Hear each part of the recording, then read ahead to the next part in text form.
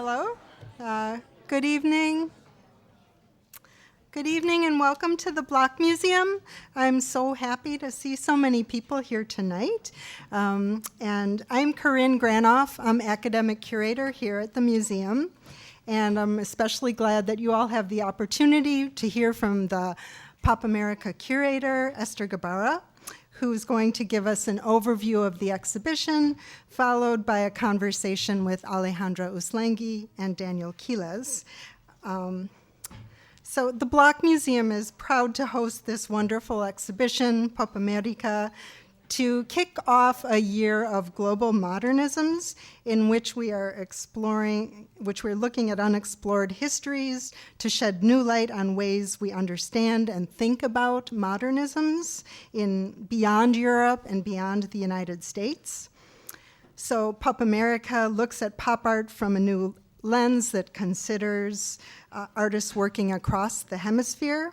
And this exhibition will be followed by an exhibition opening in January called Modernisms, Iranian, Turkish, and Indian Highlights from NYU's Abbey Gray Collection, and an exhibition in the Alsdorf Gallery next door, Terence Gower, Ciudad Moderna.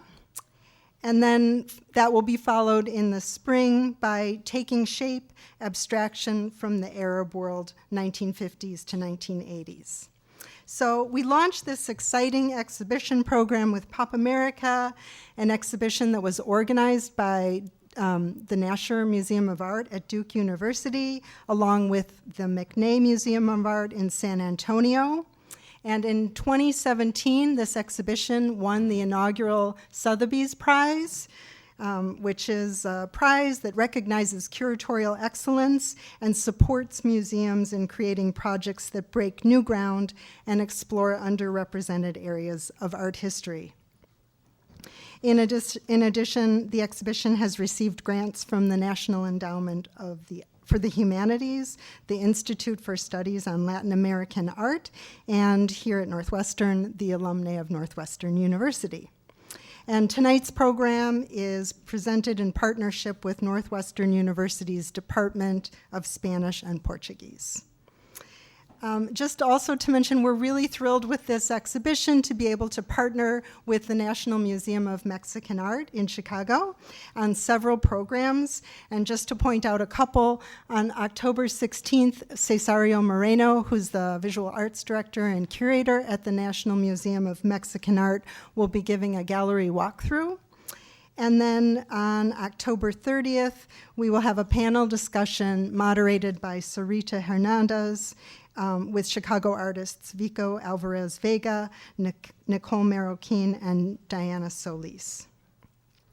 In addition, we've got so much going on this fall. We'll be screening films in this space as part of Block Cinema, and one of the highlights is a series, Ism, Experimental Cinema in Latin America, that it will be shown here at Block Cinema, but also other locations throughout the city. And you can find all the listings for the films in our program, what's inside the block, and on our website. And I know tomorrow night, I think, is the first program, and at 7 p.m., Dialogues with Che, Appropriations of a Revolutionary Figure. So I'm looking forward to that. And tonight, Alejandra Uslengi, our Northwestern professor, will introduce our speakers. And I just want to say a word or two about her. She's been an extraordinary partner on Pop America, and she's teaching one course around the exhibition. That's one of several courses that are being taught at the university in response to this occasion of having Pop America here. And I've already seen her in the gallery not once but twice, even though the exhibition just opened. So that's just really terrific.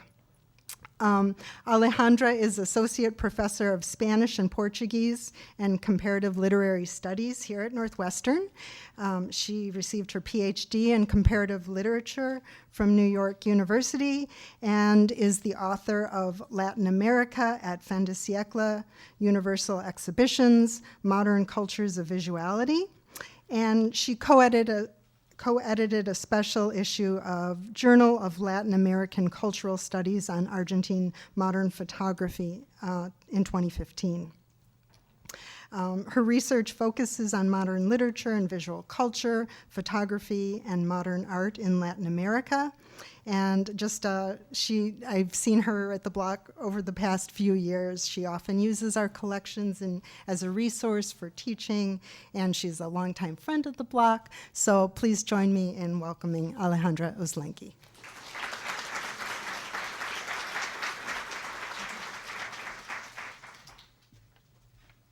Thanks, Corinne, and welcome. Good evening, everyone.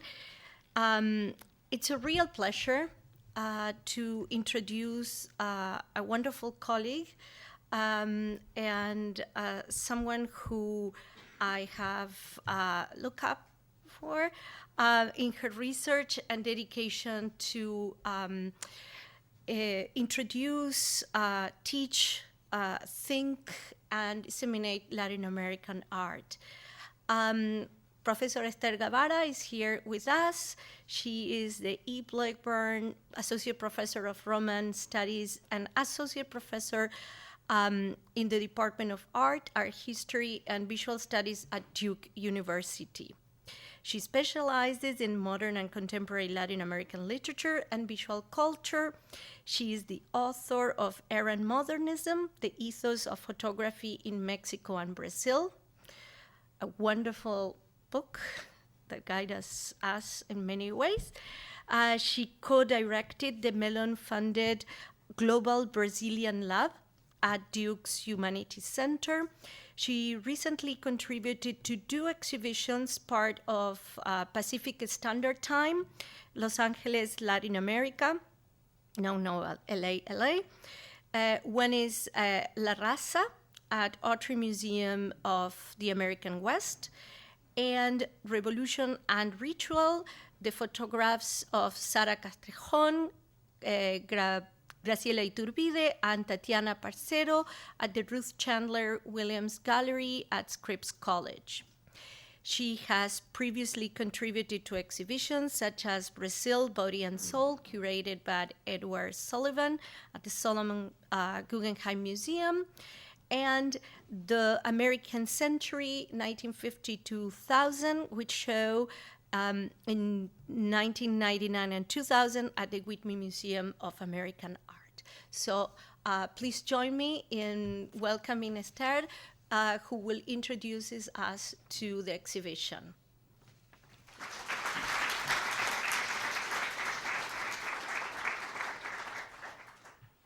Well, thank you, gracias, Ale. Thank you, all of you, for being here. It's really feels like I'm among friends, and some of you I've known for quite a long time, and it's lovely to see this exhibit here. I want to thank Corinne and all of the staff at the block. It's been such a pleasure to collaborate with you and see what you have added to this exhibit. And thank you for coming out on a rainy Wednesday to talk a bit about the work that's here. It is a little bit strange to be showing you slides. We should actually be in the galleries, except the guards would have a heart attack because there's a lot of you, which is wonderful. So we'll talk, I'll talk a bit about what I see as if we were walking through the galleries, and they're open, so you can then, if you love one of these places, please immediately go look at it in person, because the digital image is both our friend and our enemy. So you have the luxury of having these wonderful works here.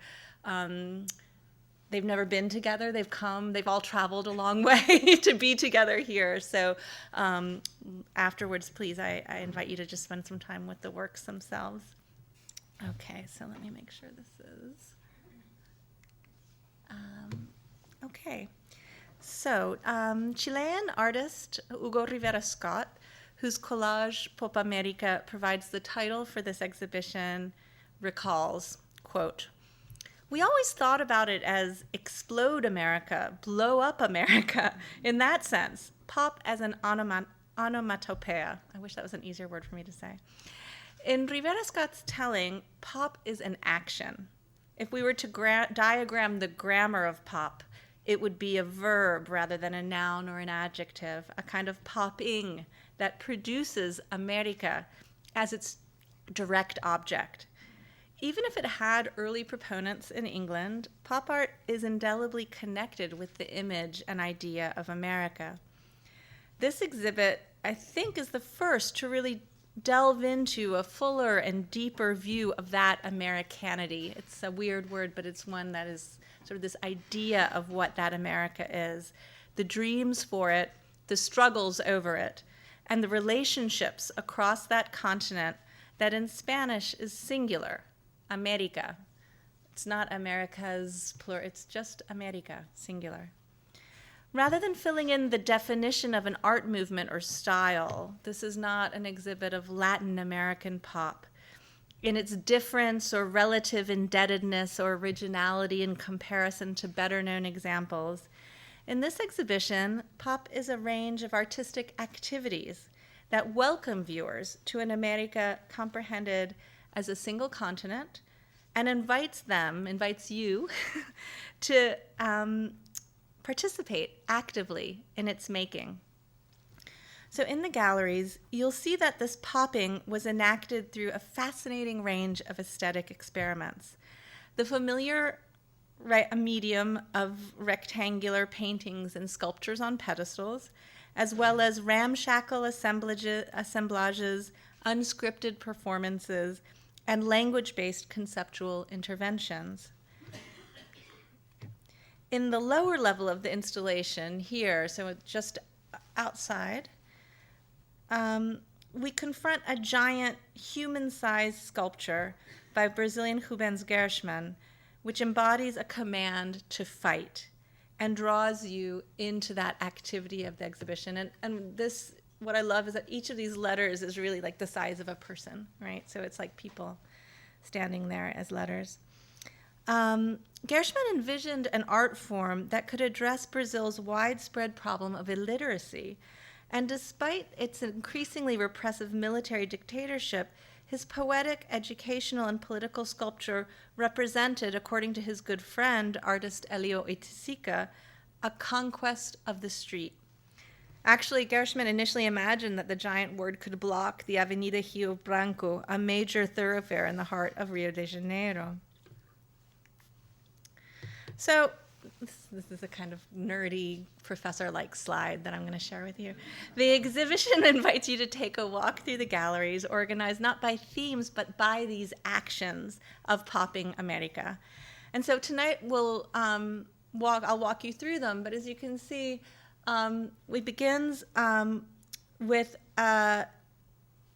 Welcome to America, and then each one is really a gerund, which is both a noun and a verb, but it involves you to be action. You're facing America, mediating America, consuming America, liberating America, and then down here, fashioning America. Each gerund asks the spectator to make and remake America as she encounters the objects, images, and languages of pop. In the end, you are included in the struggle over the concept of freedom, encouraged to invent other names to think about it. You're invited not to a single America without differences, but to a unique and diverse America whose residents are empowered to act. It's no small thing that these activities claim the name of a continent that extends from Chile in the south to beyond the United States in the north, and proclaim it unitary and diverse at the same time. The simple stroke of a written accent over the letter E declares independence from the United States' long presumption of ownership of the word, as well as from the troubled history of the idea of Latin America. So the exhibition sets out a hotly contested and contradictory debate in and over pop, not a simple opposition between political art from Latin America and disinterested Anglophone artists, not a right-wing or left-wing political pop. During increasingly dictatorial regimes in Brazil and Argentina, pop artists engaged in political resistance even as they enjoyed fashion, sexual licentiousness, and expressed a desire to drop out of modern life. In Cuba, they explicitly drew on corporate advertising and design to envision the utopia of the socialist Cuban Revolution, during the consolidation of the Communist Party. When the Mexican government employed pop and op aesthetics in its promotion of the 1968 Olympics, those same images were used by students and workers who protested the government's repressive tactics. Similar contradictions hold true in Peru, where a leftist military regime fused pop and agrarian utopianism, and in Colombia, where pop emerged in the midst of what Beatriz Gonzalez called, quote, the vibration of a violent and silent ideological revolution. These contradictions hid behind apparently frivolous signs, the Beatles and fashion. End of quote. Latino artists in the United States, at the heart of the greatest hemispheric claim to America, employed pop to reach across national borders and ethnic divides. American pop combined soccer and social movements, dresses and protest posters, and performance, protest, and party. It involved the viewer in pop as a verb in actions that were equal parts pleasure and struggle.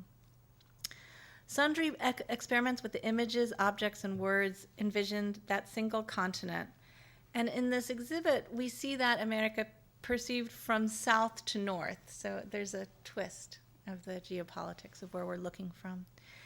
As it entered a new in a new era of hemispheric relations, one centered on ideals of freedom, beset by bewildering contradictions. So if we are looking at the political side of things, on the political front, so left definitions of American freedom linked to international socialism, third world liberation movements, and demands for rights for women and communities of color. Right-leaning Pan-Americanists, so there's a Pan-Americanism on the left and a Pan-Americanism on the right, and we see them both in the exhibit. Those right-leaning Pan-Americanists promoted experiments in economic liberalization, and they envisioned a hemisphere unconstrained by borders to commerce, open to free markets, and emancipated from national control over natural resources. Pop America reveals pop's unique capacity to embody the contradictions in these concepts of freedom, featuring art and design from both sides of the divide that laid claim to the idea of America. Okay, so get rid of this.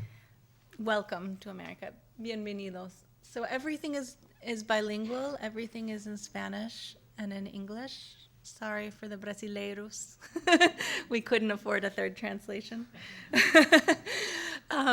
This show uncovers the personal and artistic relationships in a network of Latino and Latin American artists and includes the United States within that network. Rivera Scott's bright collage adds text, our title, to the basic design of Roy Lichtenstein's iconic print, Explosion, from 1967. Stripping it of yellow, the Chilean bomb reproduced the pure red, white, and blue of both the Chilean and the United States flags. Side by side with Pop America, Lichtenstein's reference to the then recent Cuban Missile Crisis of 1963 comes to the fore, drawing the canonical pop artist closer to his South American and Caribbean neighbors.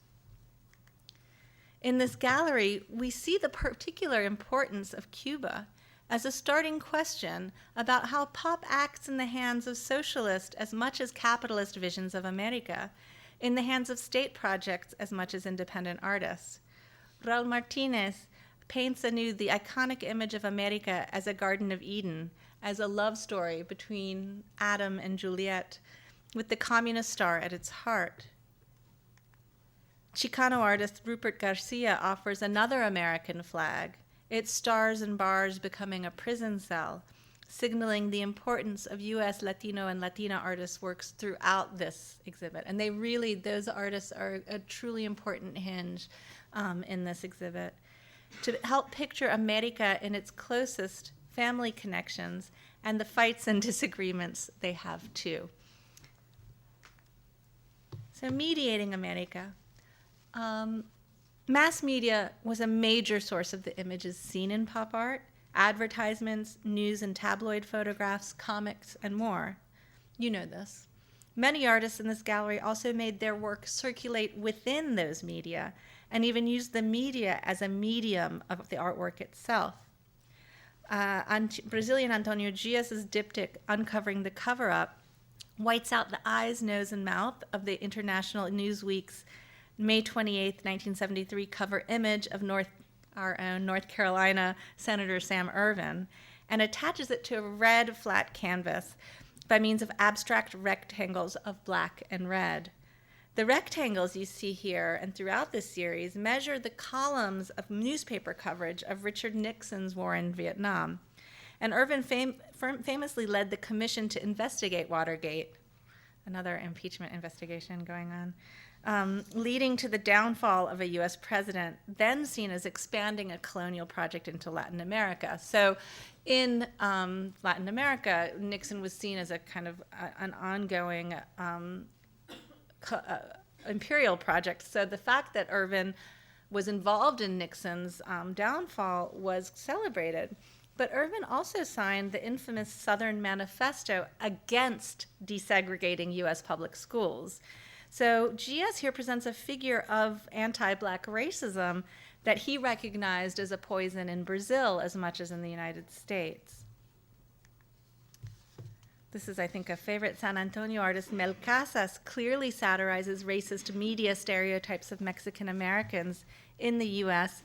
in his reproduction of the Frito Bandito advertising character, as you can see, and the ridiculous incarnation of brownies.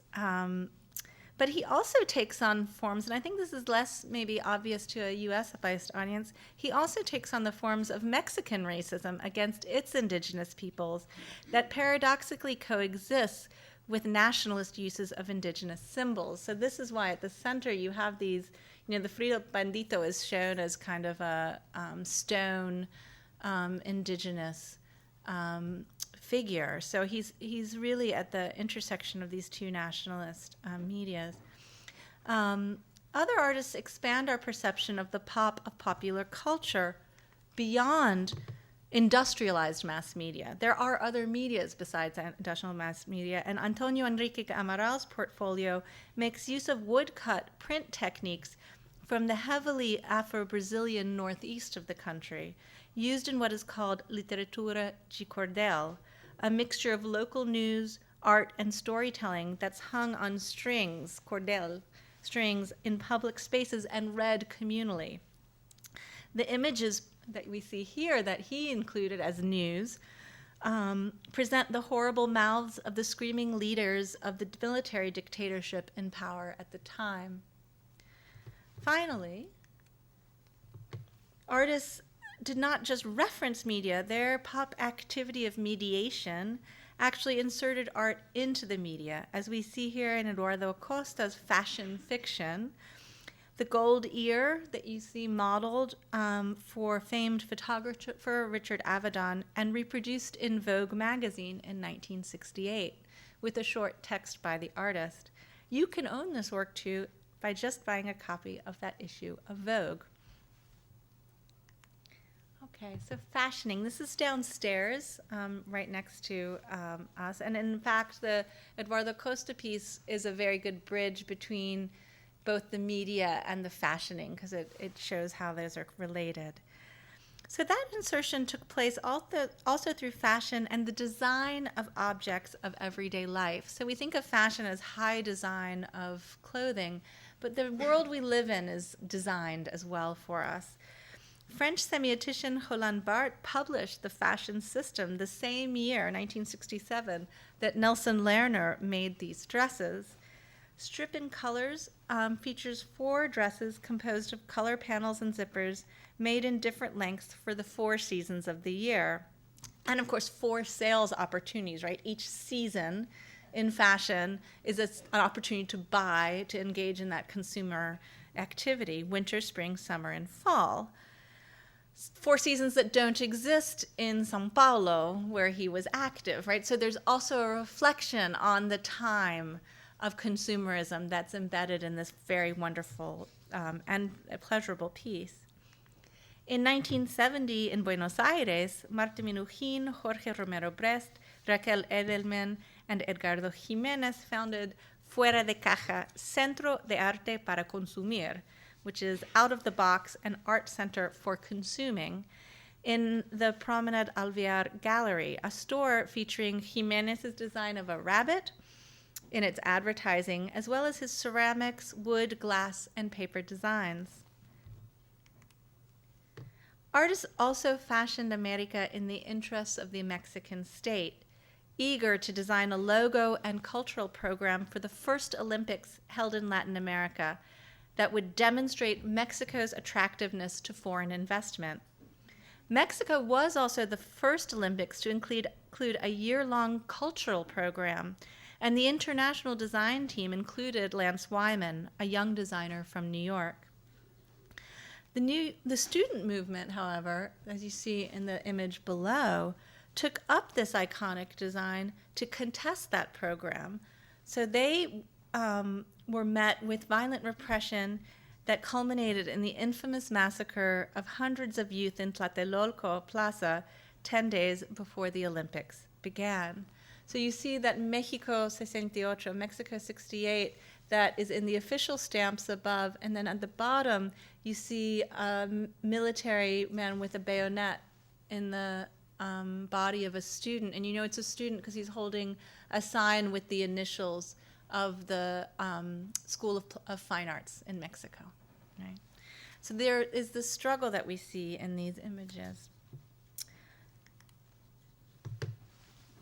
So pop artists embrace these everyday consumer objects, their images and the objects themselves, as they confronted questions of modernization, urbanization, and economics. At times celebratory and at others darkly funny, these intense engagements with emerging consumer culture present varied attitude to new buying habits, the increasing absorption of images, and the power of the US dollar that linked North and South America in this decade. The Colombian collective, Taller Cuatro Rojo, made prints that circulated widely across the continent and which are interestingly in collections in different countries now, which we see here embeds the logos, and you'll go see the actual work. In the top, you'll see the logos in the black center of U.S. transnational corporations on dollar bills that accompany jets bombing Vietnamese women and children. The Cold War readjustments to colonial geographies are made explicit as the art collective imagines a collective uprising that shifts from the red of violence toward the green of peace. Colombian Antonio Caro and the Brazilian Cildo Meirelles deformed familiar letters of Coca-Cola, known across Latin America as the imperialist drink, diffusing new messages that hijack the success of the company in the region for other ends. The soda company was not only emblematic of U.S. cultural and economic influence in the region, but also, in the case of Brazil, of U.S. support for Brazil's repressive regime. Phrases in English, and you'll see, again, when you come close, on those bottles there are lithographed messages in white that say things like, Yankees go home, and instructions in Portuguese, print critical opinions on bottles and return them into circulation.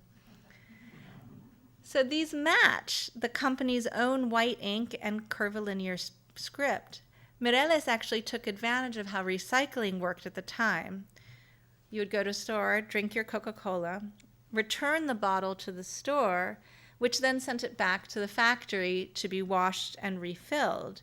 So once those messages, so when the messages arrived at the factory, they were, and the bottle was empty, they were actually invisible. And Coca-Cola itself made the messages visible by filling the dark liquid into the bottle and sending them back out, right? Finally, artists show the range of consumerism as it involves equally, if unevenly, what was then known as the first and third worlds, often using powerful bodily images of flesh and meat. Oftentimes I think people think that the first world consumes and the third world doesn't, and these artists show you very much how those two worlds are caught up in the inequities and power of consumerism. Here we see Juan Jose Currola eat up a white nuclear family and washing it down with Kool-Aid. In the exhibition, this is installed as slides because these works were destroyed alongside jingles that the artist himself created in the spirit of advertising jingles. Ana Maria Baiolino restages the classic Brazilian modernist trope of anthropophagy, or Brazilian culture as the cannibalism of every other culture, for a new historical moment. And Cuban-American Luis Cruz Aceta pictures the Bronx burning through elevated subway doors, its residents carved into chunks of human flesh delivered in cardboard boxes in what the artist called apocalyptic pop. The famous post-war American way of life is fully presented here in all of its contradictions. So facing America,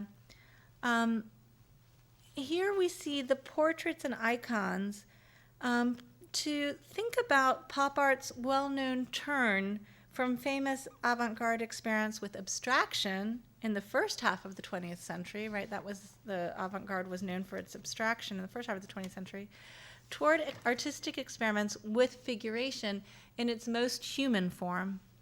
They create encounters with the residents of the continent and reflect on the diverse identities, personal beliefs, and human rights of the people who make up America.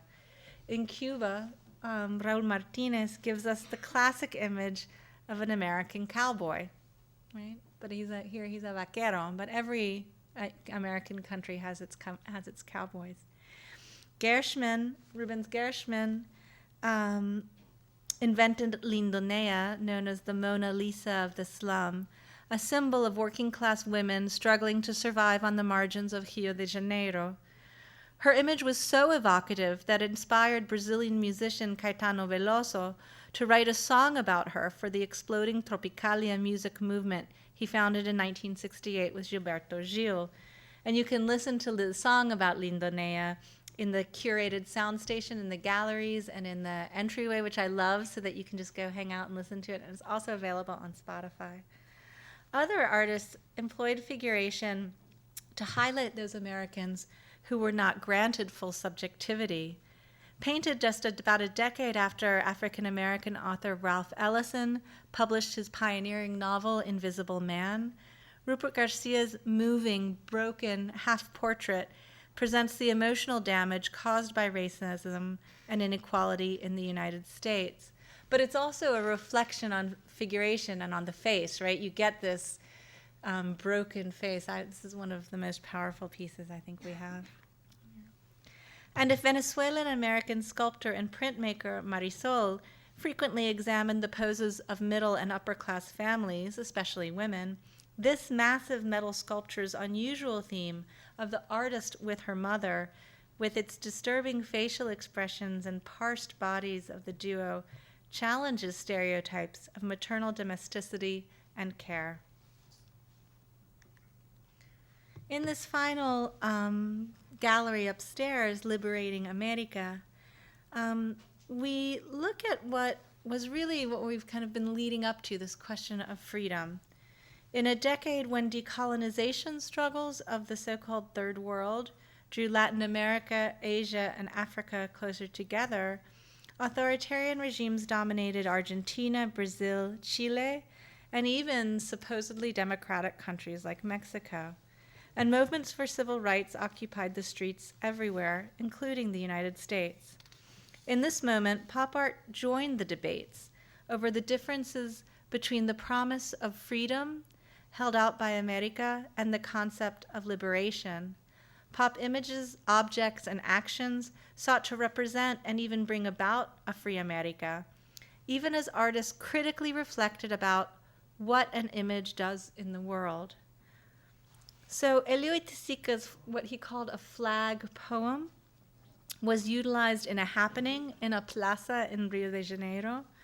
And the artist explained that his demand to be marginal, it's because be marginal, be a hero, be an outlaw is one of the other translations.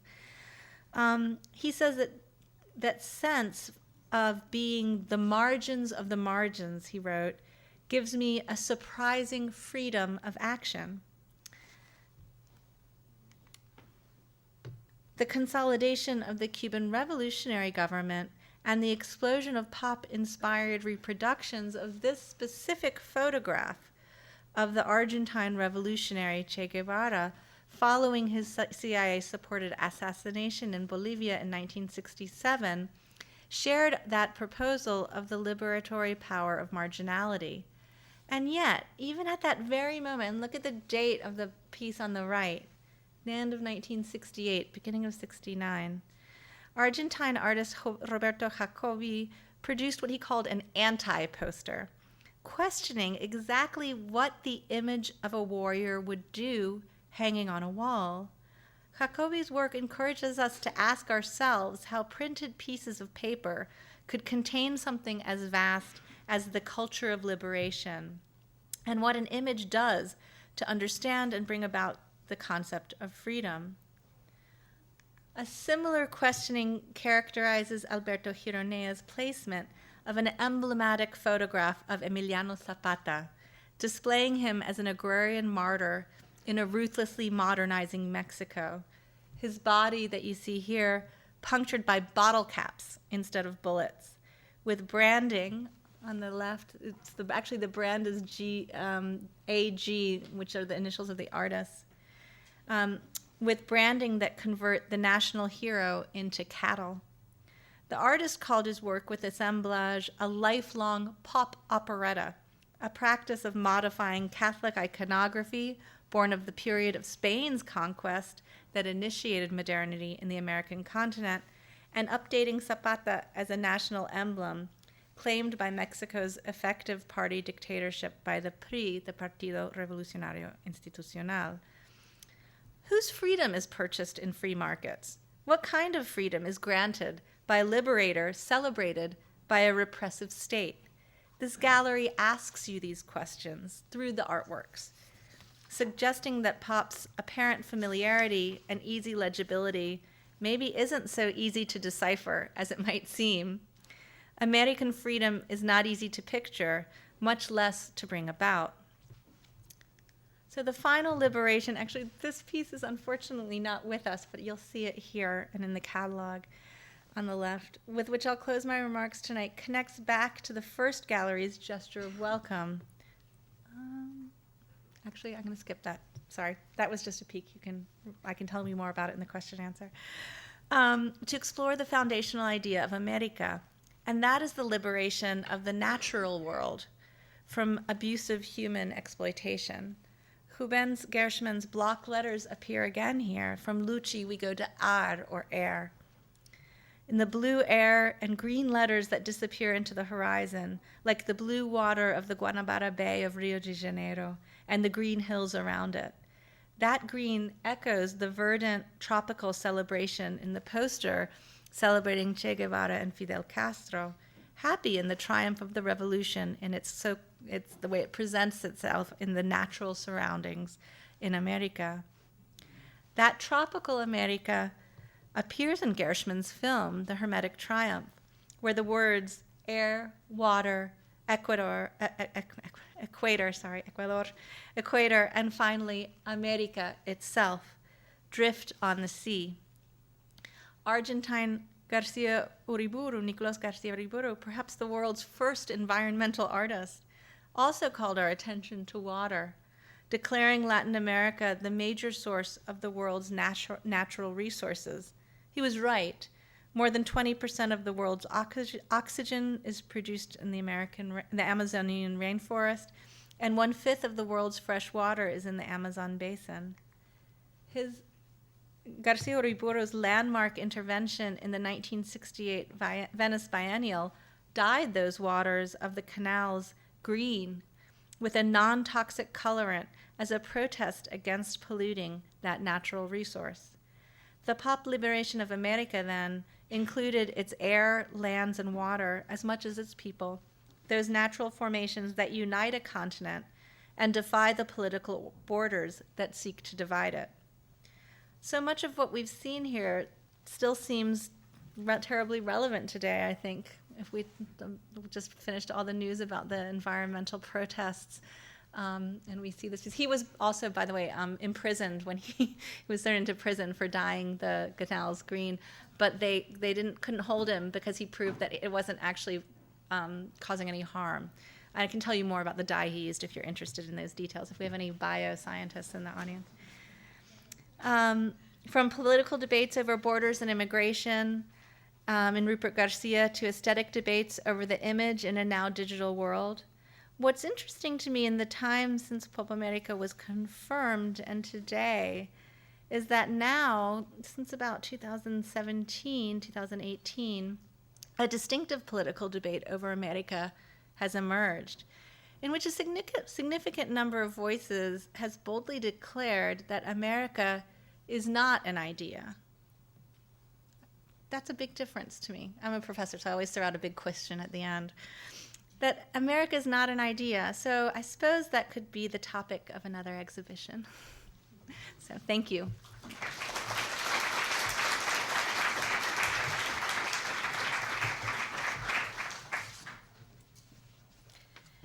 Let me introduce now Daniel Quiles. We're going to engage briefly with Esther in dialogue, and then we're going to ask you to participate, and we'll fill in your questions, particularly all the students who are here. So we hope to hear from you.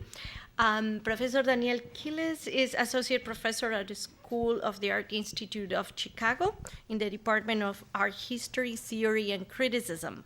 He specializes in Latin American, Latino contemporary art. He has written at large on Argentine conceptual art, on artists like Roberto Jacobi, included in the show, and Oscar Mazota, an early intellectual who theorized pop art from Argentina. Daniel contributed an essay, Mediate Media, Buenos Aires Conceptualism, for the Museum of Modern Art exhibition in 2015, Transmissions, Art in Eastern European and Latin America. He's an active art critic who has written for specialized media and other venues. So thanks for being here, and you can start with the first question while I join you. Well, first off, I just want to say how happy I am to be a part of the programming around this exhibition. For teachers like myself, it's always it feels like breathing the air when you see a show like this that really links up with material that you teach every term.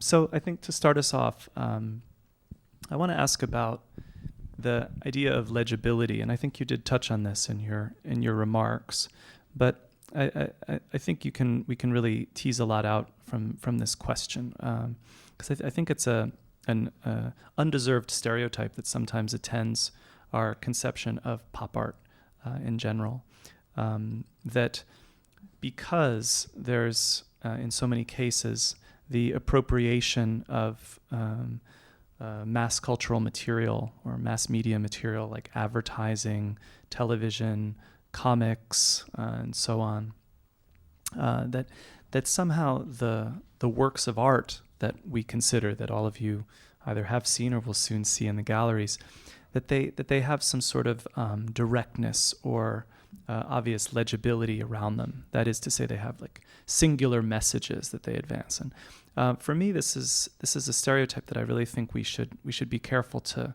question and to complicate, because I think, when you're dealing with works of art, they're rarely just functional to deliver a single message. And so that was where I wanted to start, Esther, for our Q&A. Thank you, Daniel. It's really great to be here with the two of you to talk about this.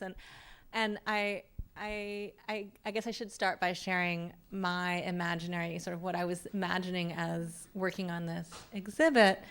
I had this idea of people walking. The book doesn't entirely do this because you can't walk by and sort of peek in from the street. But the idea was to sort of that when you walk into the exhibit, even if you have no background in art history, if you haven't studied pop art or modernism or if you're just familiar with that language of media and comics, you could look, you could peer in, and it would be welcoming. I mean, that idea of welcome that's in that Welcome to America is really one that was one of the reasons, many different reasons, which we can talk about why I was interested in doing this exhibit, was that I didn't want there to be that kind of rechazo, that like rejection that some forms of modernist and contemporary art that I love still enact on people who don't feel part of the club. So I love that element of apparent accessibility. And I love that the next step, I hope, is because of that welcome, you all take a step closer, right? And you look more closely. And that's when, no matter where you start, something new is asked of you. Of all of the works, I think. None of these works are one-liners, I don't think. None of them can be captured in like, oh, I get the twist. And I think that's part of the welcome, is the respect shown to a person who you all are experts in looking at these images because you have been immersed in them and you're learning to negotiate them. And you know when to turn them off and when not to believe them and when to put them in conversation with other such images to do a critical analysis. So hopefully the exhibit kind of builds upon our knowledge, but then also adds to it, puts a challenge to everyone through either the medium or a recognition of something that you remember. And I do think that that's also part of why I was so interested in there being such a variety of mediums of artistic production that include the image, but also displace and substantiate the image, right? So Beatriz Gonzalez's bed is not an image of a bed. It's an actual bed that she then puts this historical painted image engaging with the historical painting down horizontally, right? What less, I mean, artwork, paintings are vertical always, right? That's their place of respect. And she literally puts it down horizontally. So it's thinking about the image, but it's making it objectual, right? And so all of the works and then their relationship to each other, I think, encourage you circling around all of the different engagements, sensorial, visual, there's audio, there's some moving image that really kind of puts you on a heightened attention, I think, to the complexity of those works. I'll follow up, and I wanted us to talk a little more about certain kind of revisions and interventions that the show is doing on more received narratives of what we think of pop art in general. And one has to do with the idea that innovation in visual language and political content could be set apart. The other is that pop art in the US has been thought of apolitical somehow, while the 60s and 70s in Latin America is hyper-political. Mm-hmm. So how the show, in a way, challenges and complicates that kind of perceived separations and narratives, and particularly in your selection of artworks, if we think of the US context or Latino and Latin American. Yeah, well, and it's been, Danielle and I were starting to talk about this a little bit, the question of how the relationship between US big hits like Warhol and Liechtenstein and Indiana, what do they do here? And they have an important role, both in that sense of familiarity for museum goers. This is work that people recognize, and that's important. But also because it's that revisiting, so that Warhol is here, but it's the Warhol of the Birmingham race riots, right? Which was a very important piece for him. Robert Indiana is here in his design for the Hemisfair poster. It's great. It has his handwriting. Go look at it carefully because you see his notes for the design of the poster. And suddenly, this exhibit of Hemisfair in 1968, which was considered the gateway to Latin America in this pop language, becomes a connection rather than an opposition, right? Because I think that what happens there's a couple of things that happen when we say like Latin American art is political and the US position is neutral. First, it's historically incorrect to start with, because certain kinds of political attitudes are considered visible and others get erased, right? So there's also a politics, for instance, in the Liechtenstein explosion piece that becomes visible when it's put in its relationship to its historical moment and these other artists. And also I think that what happens, just one last word, is that one way in which the idea of Latin, and this is for the Latin Americanists in the audience know this very well, but maybe is less obvious outside that group, is that sometimes people assume that political art is didactic. So it's just like, this is what you're supposed to think, right? And it has one meaning. And art that has one meaning is usually considered bad art, right? It's often called propaganda, right? And so what happens when we divide Latin America as this other place, and what it does is it makes political art, is that it actually reduces the value and the aesthetic complexity of the artistic production in Latin America.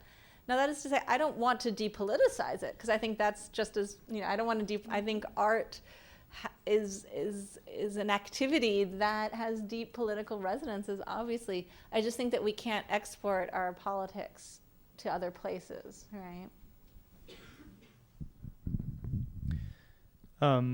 Shifting gears just slightly, one thing that I like very much about this show, which I feel like I had a wonderful preview of in what I believe was your contribution to Muac's show about the Salón Independiente in Mexico City. It's a recent wonderful exhibition. The Muac catalogs you can always download for free online. This was about this very important series of exhibitions in Mexico City in the late 60s, connected to this moment around the Olympics. And so one thing that I love about this show is that there's actually a broad range of visual culture that's engaged. It's not just what we would describe as works of high art, exactly, art objects. There's poster culture, there's fashion, there's various print experiments, and then in the catalog there's even more information about magazines, or little journals like Corno Emplumado. So yeah, I wanted to ask about that because I think it's another way of undermining a kind of strict association of pop art with the idea of appropriation as sort of a very direct act. So Warhol takes a Campbell soup can or advertisement and then puts it in the art gallery, and thus he has taken this circulating mass media icon and made it art, right? So that it turns out is only one thing, of course, that pop could do.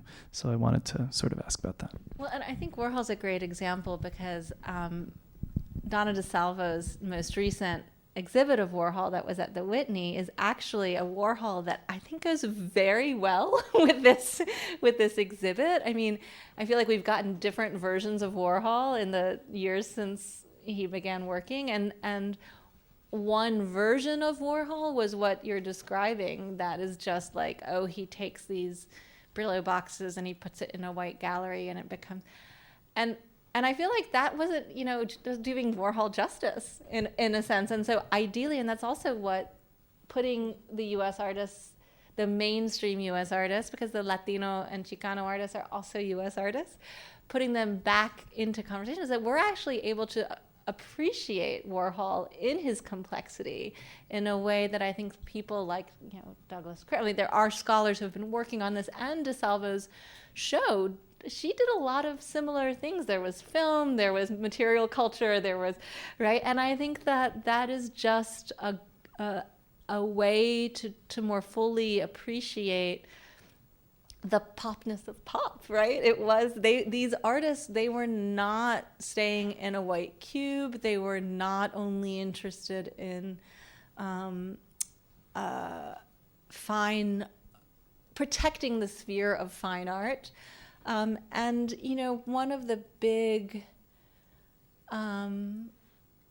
questions that I'm interested in on a sort of more art historical level is also, there's a way in which art history is told the story where kind of pop art comes along and then afterward we get conceptual art, right? That there's a kind of end of pop as conceptualism gets smart, right? Dumb pop or sort of obvious pop turns into this very cerebral conceptual art.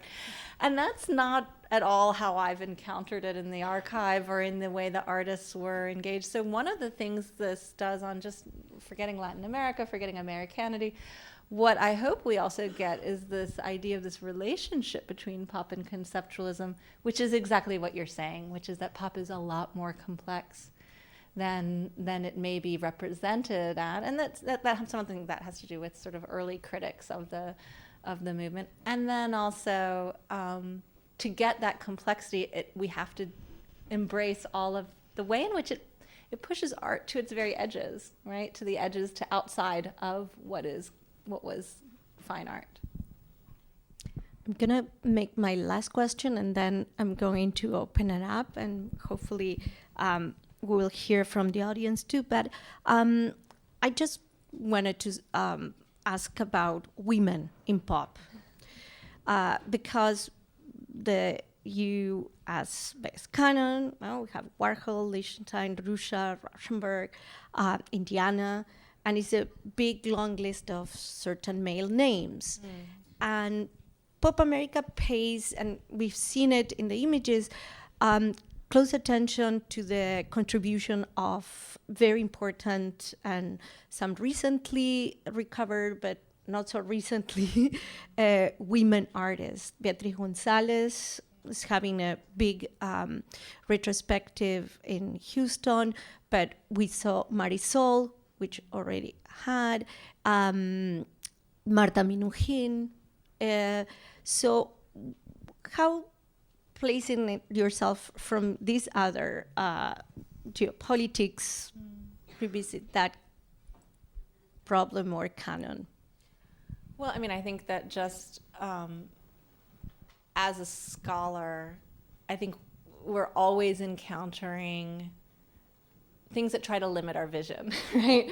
Inherited wisdoms, inherited stories that try to keep us from seeing what's sometimes right in front of us, right? I mean, and sometimes that is Latino and Chicano artists who are doing these amazing works. Rupert Garcia has been making this amazing work for decades. I mean, painting and printmaking, and it's there, and it's an active exclusion that has kept it out of the record. I mean, I think we have to be honest with ourselves, and it's the same with women artists, right? There's been just recently a new study that shows how little it's actually changed the number of women included in major collections. And even that, reporting on that, received a brilliant response by Adrian Piper, I don't know if you all read this, who criticized the news coverage of the report because the media reporting on the exclusion of women from museum collections didn't report on themselves. And she pointed out how often women's names were excluded, and women were excluded from the very important press coverage of art reviews, solo exhibits, all of this press that happens around exhibitions, so people come in and come to talks and come see, right? So this is something that I see just in sort of as an ethics of research and work, is to not let people keep getting erased who are doing that. And when you have, but then also when you think about this question that Danielle asked about breaking down the hierarchies of fine art and looking at design and fashion and media, how do you exclude women from that, right? It would be terribly blind to not see that women were very important participants in that. And then it's just these women artists were remarkable in the range and the power of their interventions. And so it was both very easy to do and, of course, then difficult to do because you're making an argument for the value of something that has been historically devalued.